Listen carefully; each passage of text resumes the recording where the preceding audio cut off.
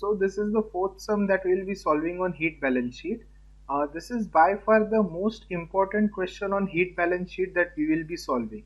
Why? Because this same sum, this same logic that we are using in this sum is used in our practical session also, right? The thing that we do in our practical session, it is same as what we are going to do over here.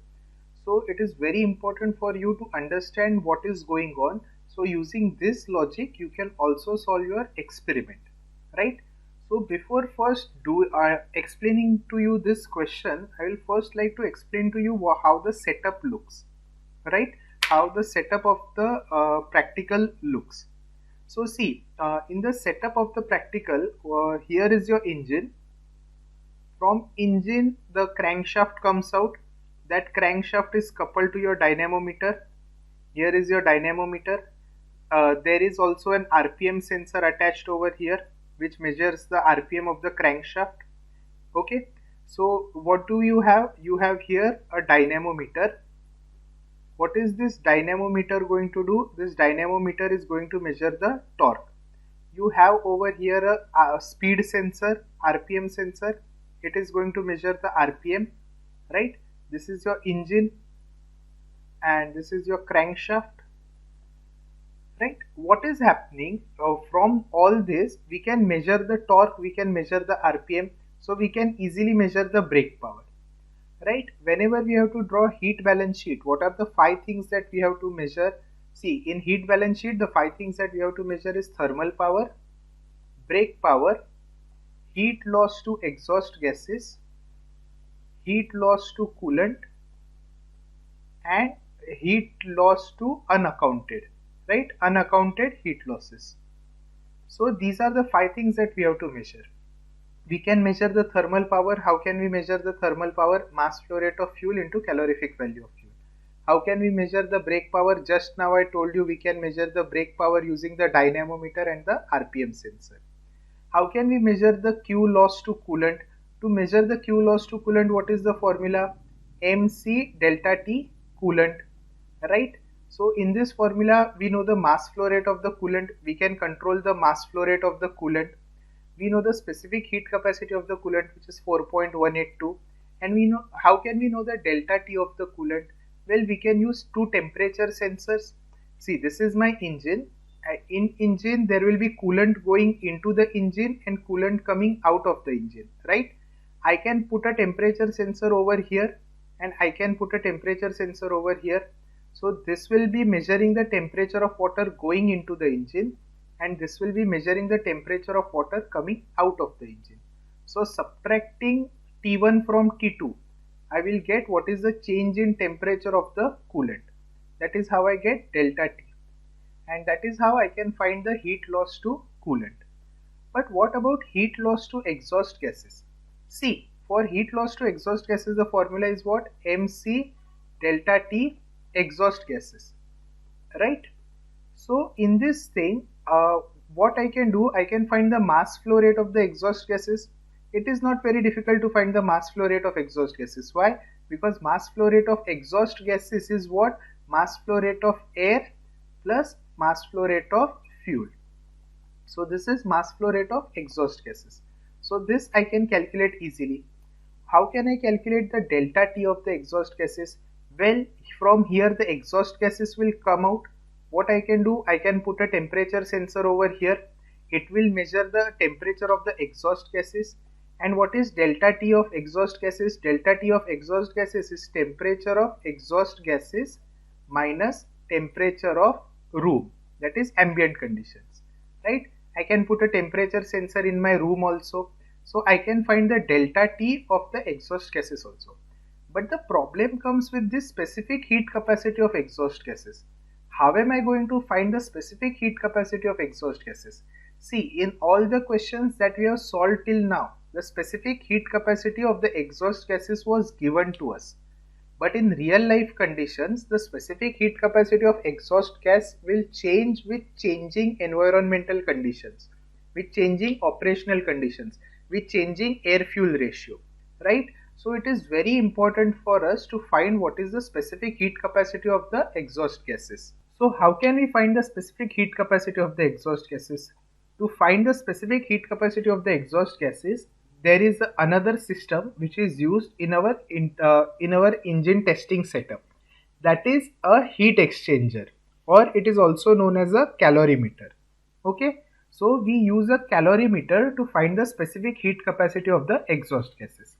Okay, so I will first explain how a calorimeter works. Okay, see, this is your engine.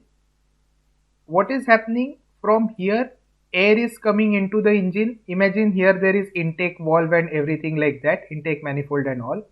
From here fuel is being injected because it is a CI engine, fuel is being injected. From here there will be exhaust, right? This exhaust will be coming out of the engine. What I am going to do, I am going to send this exhaust through a calorimeter. I am going to send this exhaust through a calorimeter. Now, how does a calorimeter work? See, a calorimeter is nothing but a heat exchanger. Okay, it is a tube-in-tube heat exchanger. What does a tube-in-tube heat exchanger or double tube heat exchanger mean? There are two tubes. There is a outer tube. I will draw it with, see, this is your, okay, sorry, extremely sorry. This is your outer tube. Uh, this is your outer tube, and this is your inner tube.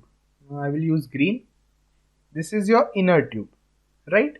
So what exactly happens? The exhaust gases which are coming out of the engine, these exhaust gases flow through this inner tube, right? These exhaust gases flow through this inner tube. What we do, we apply two temperature sensors. One temperature sensor is applied over here and one temperature sensor is applied over here. So what we are doing, we are measuring the temperature of the exhaust gases going into the calorimeter. We are measuring the temperature of the exhaust gases going into the calorimeter, and over here we are measuring the temperature of the exhaust gases coming out of the calorimeter, right? This is my calorimeter. What happens inside the calorimeter? See, in the inner tube exhaust gases are flowing. These exhaust gases are very hot, and in the outer tube what we do, we allow the flow of coolant water. In this outer tube we allow the flow of coolant water. So coolant water goes in, it moves around inside the calorimeter. There are tubes like this, so it rotates, it absorbs, this coolant water absorbs the heat from the exhaust gases, and after absorbing the heat the coolant water gets hot and this coolant water goes out of the calorimeter. Okay, so this is how a calorimeter works. A calorimeter is what? A calorimeter is basically a heat exchanger. And what is happening inside this heat exchanger? Inside this heat exchanger, the exhaust gases are cooling down. The heat from the exhaust gases is absorbed, and it is absorbed by whom? It is absorbed by this cooling water. So the cooling water increases in temperature. Now from your heat exchangers, from heat transfer subject, you must know heat exchangers. From that subject you know this, that heat lost by the cold item is equal to heat gained by the hot item, right? So in our case, what is the cold item? It is the coolant water. So what is that? Heat gained by the coolant water. The heat gained by the coolant water is equal to the heat lost by the exhaust gases. So this is what we are going to use. See, what we do in this heat exchanger, what we do, see, we have put one temperature sensor over here. It is measuring the temperature of exhaust gases going into the calorimeter. We have put another temperature sensor over here. This is going to measure the temperature of exhaust gases coming out of the calorimeter. We are going to put a temperature sensor over here. This is going to measure the temperature of the coolant water going into the calorimeter. And we are going to put a temperature sensor over here. It is going to measure the temperature of the coolant water coming out of the calorimeter. So there are total how many temperature sensors? There are total 4 temperature sensors. What are those 4 temperature sensors? See, temperature sensors, let them be T1, T2, T3 and T4. So what is the first temperature sensor? It is measuring the intake temperature of exhaust gases. Intake temperature of exhaust gases which are going into the calorimeter. T2 is doing what? T2 is measuring the outlet temperature of the exhaust gases. What is T3 doing? T3 is measuring the intake temperature of coolant water. And what is T4 doing? T4 is measuring the outlet temperature of the coolant water. Okay. And what do we know? We know the heat lost by the exhaust gases is equal to the heat gained by the coolant water. So what can we write? What is heat lost by exhaust gases equal to inside the calorimeter? Heat lost by the exhaust gases inside the calorimeter is equal to heat gained by the cooling water inside the calorimeter. So what is the heat lost by the exhaust gases inside calorimeter? Mass flow rate of exhaust gases into specific heat capacity of exhaust gases into change in temperature of exhaust gases, that is what? T2 minus T1, and this is equal to what? Heat gained by the coolant water. What is the heat gained by the coolant water?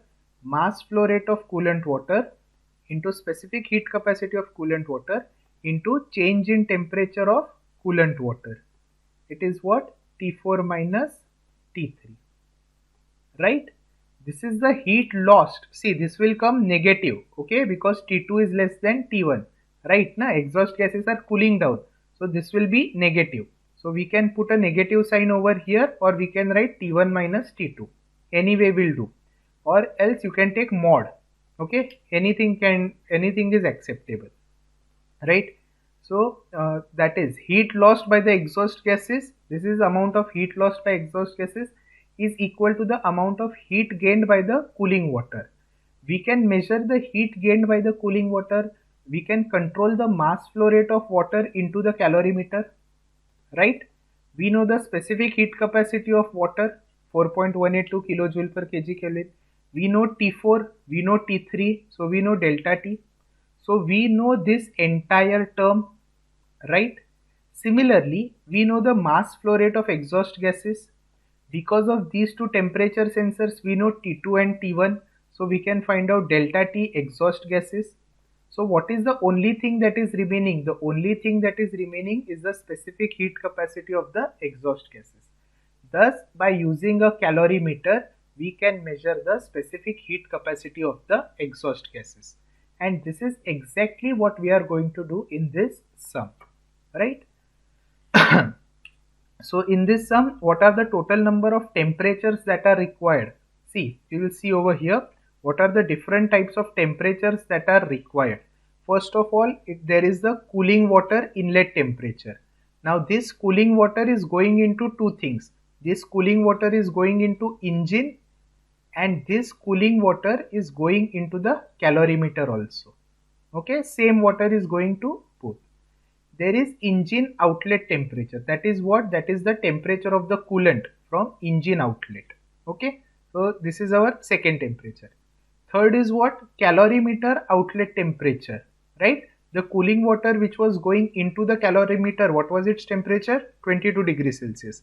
And what is the outlet temperature of the coolant from the calorimeter? 48 degrees Celsius. Then we are also measuring the exhaust gas temperature.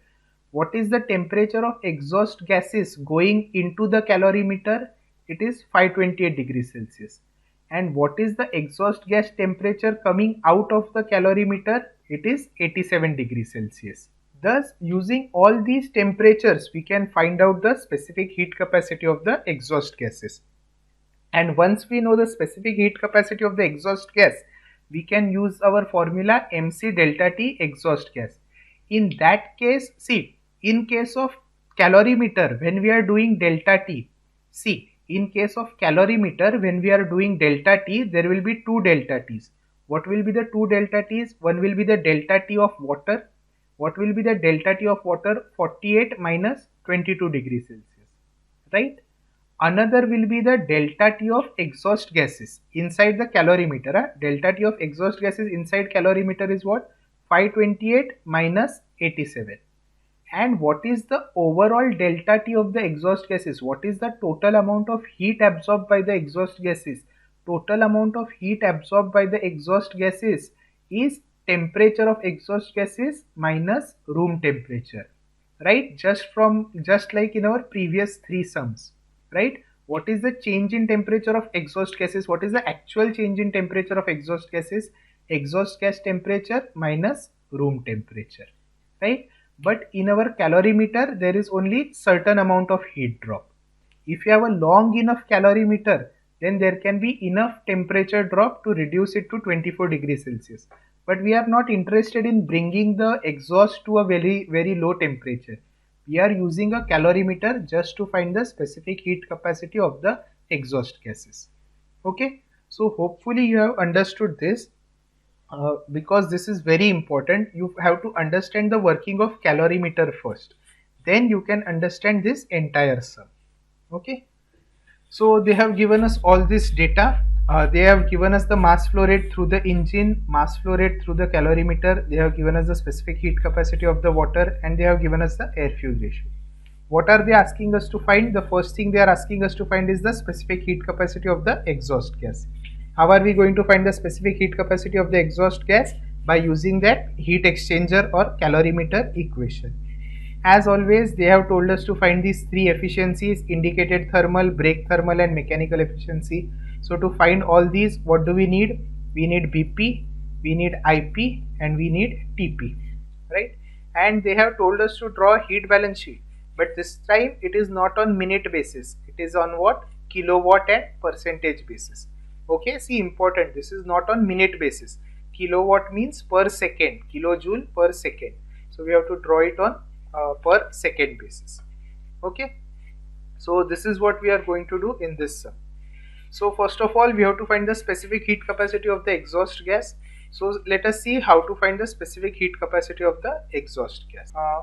Okay, first I will focus on the specific heat capacity of the exhaust gas, then I will do all the other parts. Okay, so see, because this is the new part, all other things are known to you. The specific heat capacity of exhaust gas is the new part for us, right? So again I will show, this is my calorimeter, this is my exhaust gases going in, this is my exhaust gases coming out. I will use red for exhaust gases. This is my coolant water going in, this is my coolant water coming out, right? Exhaust gases are cooling down and coolant water is heating up.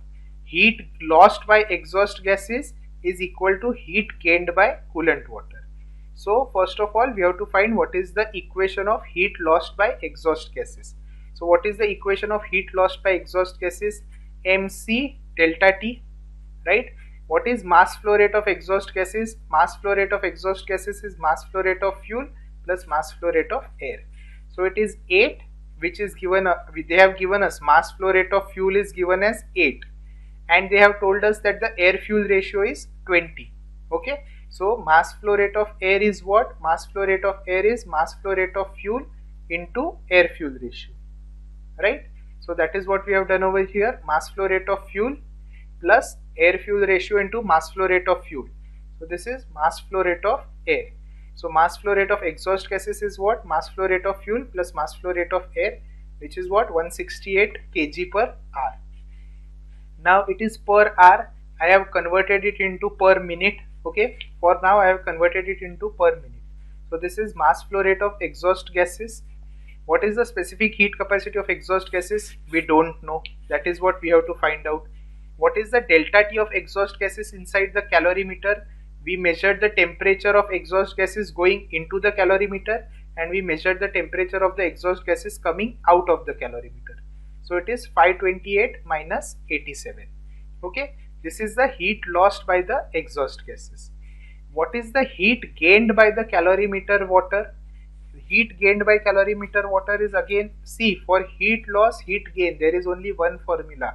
Q is equal to MC delta T.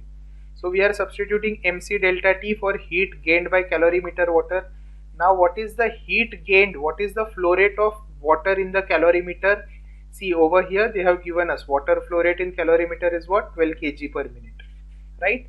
What is the coolant water inlet temperature into calorimeter? 22 degrees Celsius. What is the calorimeter outlet temperature? 48 degrees Celsius.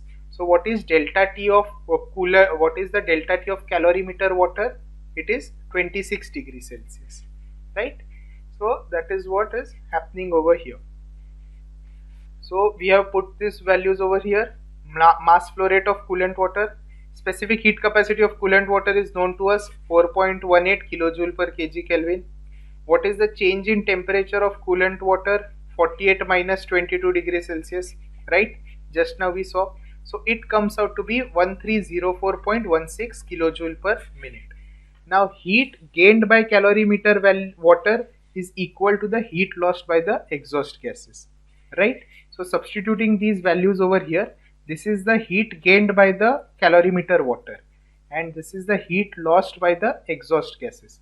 So putting it into this equation, there is only one unknown, which is specific heat capacity of exhaust gases. So we can find the specific heat capacity of the exhaust gases, right? So we know the specific heat capacity of exhaust gases, it is what? 1.056 kilojoule per kg Kelvin. So in this way, we have found out the specific heat capacity of the exhaust gas. That was the first thing that they had asked us to find. For the next thing, indicated thermal power, break thermal power and mechanical efficiency, we will have to find BP, IP and TP. BP is directly given to us 27 kilowatt, IP is directly given to us 33 kilowatt. We just have to find TP. TP is what? Thermal power.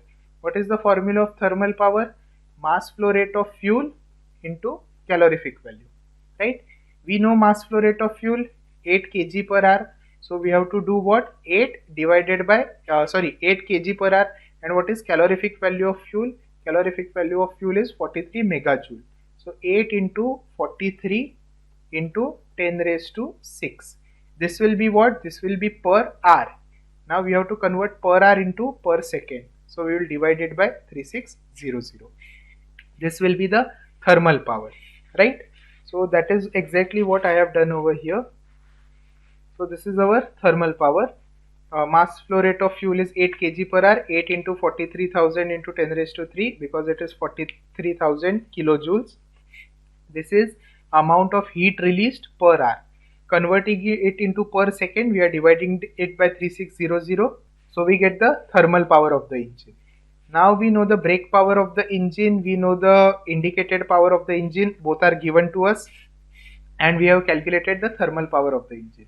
So substituting the values, brake power upon indicated power will give you mechanical efficiency, indicated power upon thermal power will give you indicated thermal efficiency, and brake power upon thermal power will give you brake thermal efficiency, right? So we also have found out all the efficiencies, right?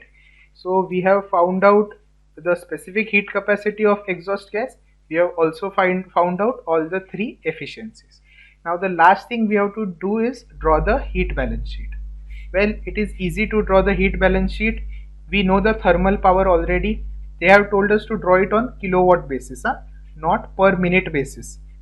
So it is kilowatt. See, kilowatt is what? Kilojoule per second, right? Generally, till now, all the heat balance sheets we had drawn, what was it? Kilojoule per minute, right? Because they had told us to draw on minute basis. Now they are telling us to draw on kilowatt basis. Kilowatt means what? Kilojoule per second. Okay, so this is how it works. So we found the thermal power, we found all the efficiencies, we found the specific heat capacity of the exhaust gas. See, if you are still confused by the specific heat capacity of exhaust gas, I will just tell you once in quick. This is your calorimeter. Exhaust gases at high temperature go into your calorimeter. The exhaust gases cool down and the exhaust gases come out at low temperature. Coolant water goes into the calorimeter. It flows around these exhaust gases. The coolant water absorbs the heat from the exhaust gases and heats up, and hot coolant water comes out of the calorimeter. We use 4 temperature sensors, temperature sensor over here, temperature sensor over here. These are to measure the change in temperature of exhaust gas, and temperature sensor here and here. This is used to measure the change in temperature of the coolant water. And using these two, heat lost by exhaust gases is equal to heat gained by coolant water. Using this formula, we find the specific heat capacity of the exhaust gases. That is what we do. right? So to draw the heat balance sheet, what are we going to require? We are going to require thermal power, brake power, engine loss to exhaust, heat loss to exhaust gases, heat loss to coolant, and unaccounted heat losses. So we directly know these two things, thermal power and brake power is already known to us. In this case, it will not be kilojoule per minute. It will be what? It will be kilowatt. Or you can also write it as what? Kilojoule per second. Right? So that is what we are going to do. So thermal power is directly known to us. We had calculated it, mass flow rate of fuel into calorific value, 95.56 kilowatt. Brake power is known to us, 27 kilowatt. What is the heat loss to exhaust gases? Heat loss to exhaust gases is what? MC delta T of exhaust gases, right? What is mass flow rate of exhaust gases? Mass flow rate of exhaust gases is mass flow rate of fuel plus mass flow rate of air, which is 168 kg per hour, right? So that is what I have used over here. I have converted it into minutes for now, because till now we had done everything in minutes, right? Till the previous sum. So I have continued that pattern. So it is mass flow rate of exhaust gases. We calculated the specific heat capacity of the exhaust gas, right? 1.056. And we know the change in temperature of exhaust gas. What is the change in temperature of exhaust gas? Change in temperature of exhaust gas is what? Exhaust gas temperature minus room temperature. Okay, exhaust gas temperature minus room temperature. So 528 minus 24, which is the room temperature. So it comes out to be 504 degrees Celsius. So substituting all these values, we find the heat loss to exhaust gases.